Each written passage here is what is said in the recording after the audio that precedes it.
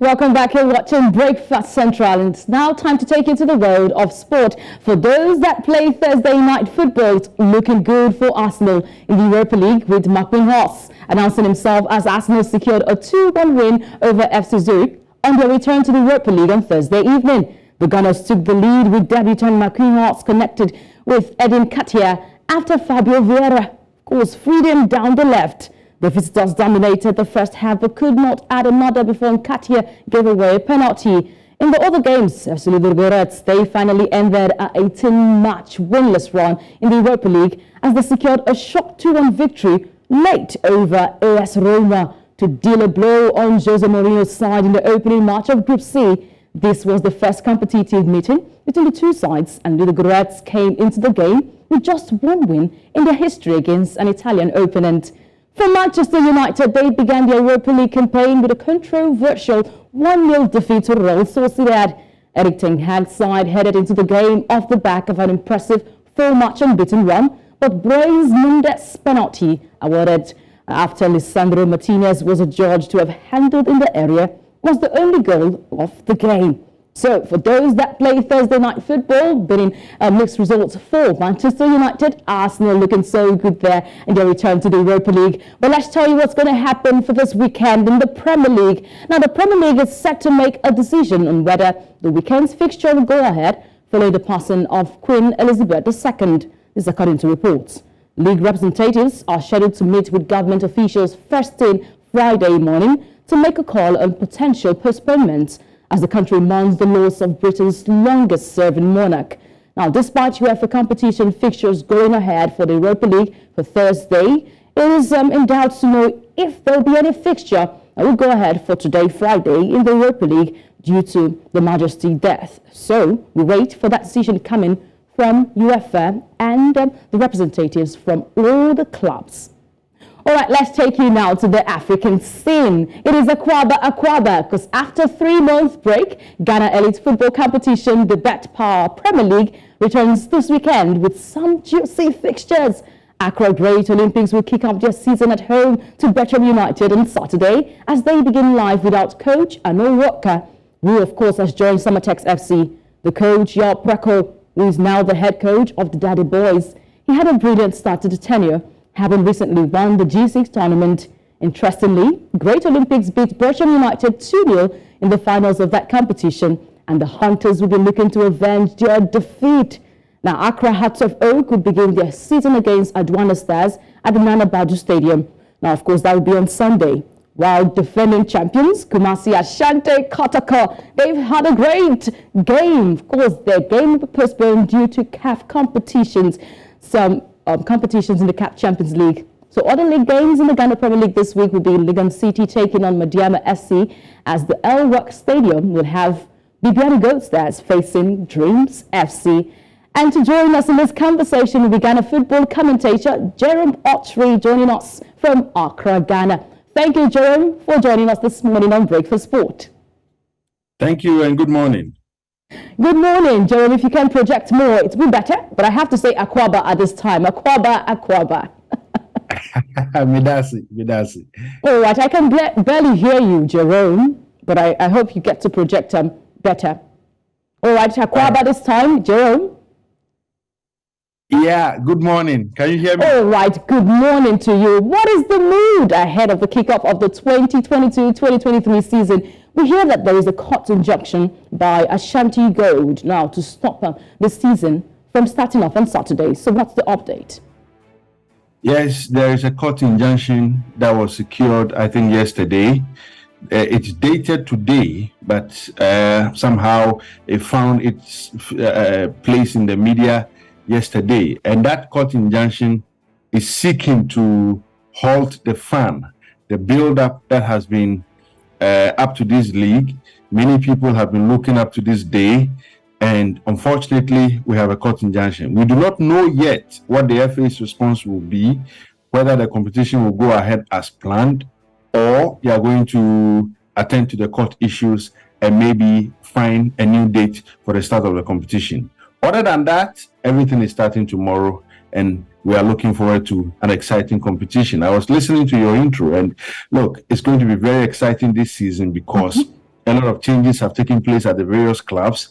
I know Walker, who you rightly put was with Olympics, has now moved to Samatex, and Samatex is a newly promoted club. And interestingly enough, the way they have conducted their business off-season is going to be great watching them at Samaboy where they play. So a very exciting moment for us in Ghana, awaiting the Premier League to start, but there is a court injunction. And I'm sure that as the day unfolds, we will know whether or not the competition will kick off or the court matters will be dealt with by close of day. Okay, we're hoping that the court matters will be dealt with at the close of day. But the Ghana Football Association made a little bit of additions to the prize money. So the winners for this new season will go to the bank smiling. Yes, 300,000 Ghana cedis for the winner, 200,000 for the second position, and 18,000 for the third position. How good an incentive is this increase? Well, that's correct. I mean, some increment has come, but if you speak to the general public, the impression is that the money is still too small, far too small. I mean, it's below $50,000, and a lot of people think that, look, if you have a league that is worth $2 million a year, why would we want to give less than $50,000 to the winner as prize money? But here is the point: the Ghana League competition had gone on for seasons without any sponsor. I mean, there was a time when you win the Ghana League and all you have is a handshake. And so this is an improvement. It used to be $30,000, and now if it is going a little above that, then we have to be thankful. So the clubs appreciate that it is not enough, but it is better than zero. And the FA has made it clear that since there was a time that, there was no prize money, and now they are adding something little to it, they believe that in the coming seasons, there will be increment as they work to get more corporate sponsorship or corporate support for the league. And so, yes, there's an increment. Some say it is not enough.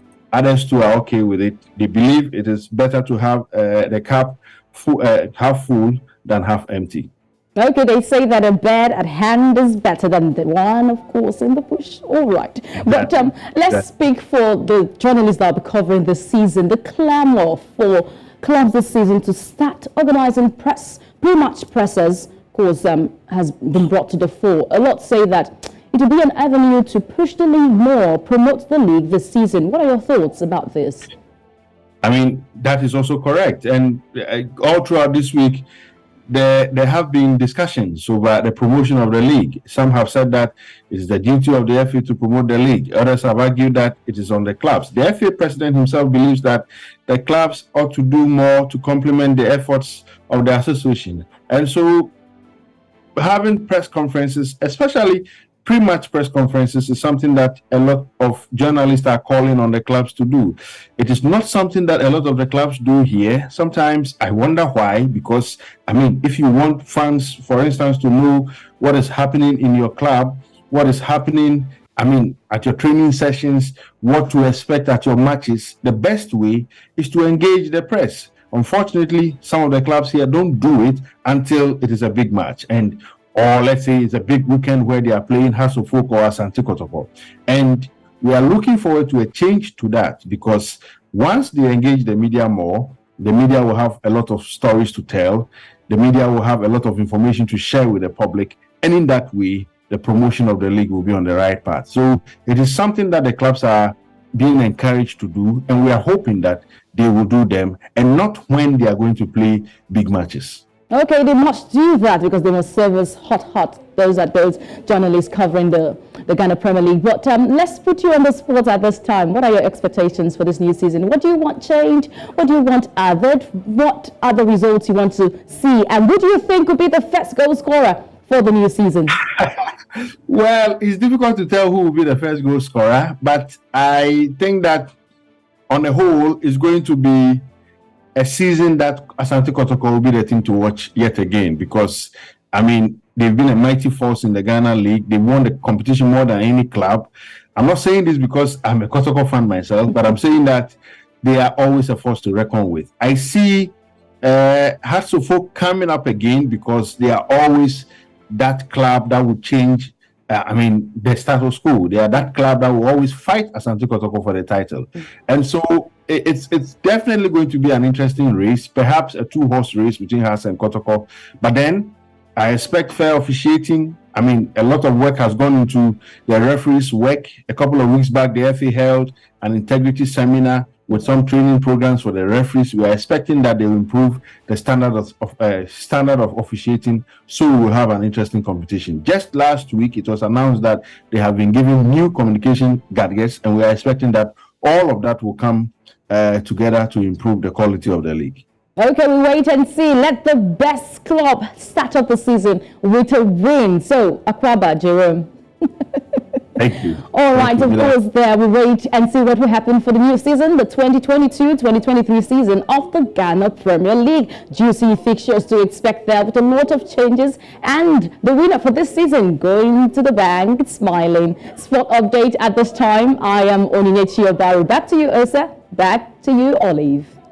All right, thank you very much, Onye. And of course, very interesting stories there. We look forward to seeing you again. But I must tell you that Manchester United lost Thursday night. Yes, we did, unfortunately. But I mean, we're not the only ones, you know, with the losing. So you must drag people along. I like how very kind you are to Manchester United, which is usually not the norm. I can't drink Manchester United tears, you know, but I'll drink Arsenal and Liverpool tears. The true fan, I stand. Let's wait and see. Thank you so much. All right. Now, of course, it's been a very interesting hour sharing stories with you from across the continent and beyond. But let's quickly share with you a recap of some of the things that we've dealt with so far.